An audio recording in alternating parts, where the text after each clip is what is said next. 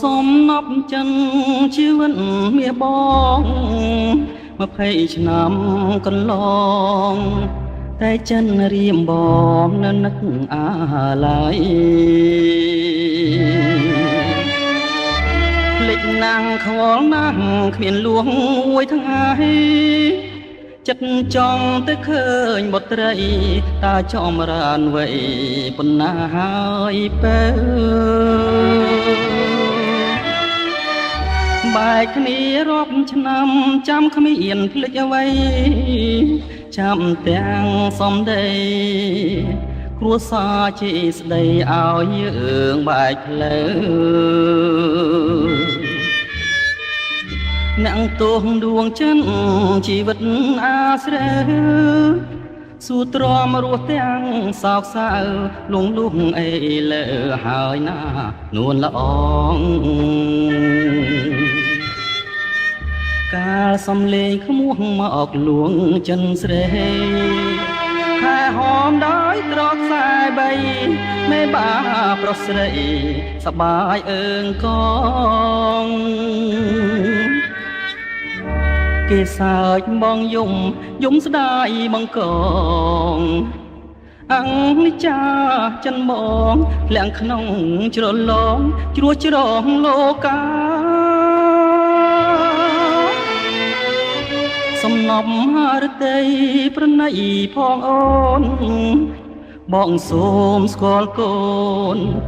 ដែលរូបស្រីស្ងួនយកទៅរាំងសាបីបងថ្នាក់ថ្នមឲ្យភ្លេងបីដាតើបានសុខទុំយ៉ាងណាសូមស្រីមេត្តាបង្ហាញបងផង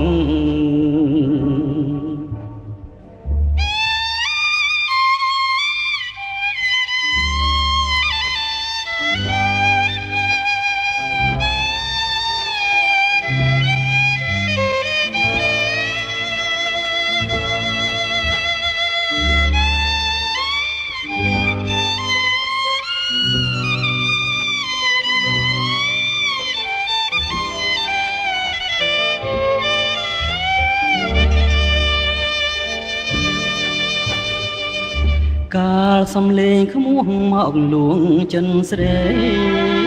ហើយហមដោយត្រកខ្សែបីមេបាប្រុសស្រីសបាយអើងកងគេសើចបងយំស្ដាយបងកងអង្គចាចិនមកលាក់ក្នុងជ្រលងជ្រុងជ្រងលោកាសំណប់រតីប្រណីផងអូនបងសូមស្គាល់កូ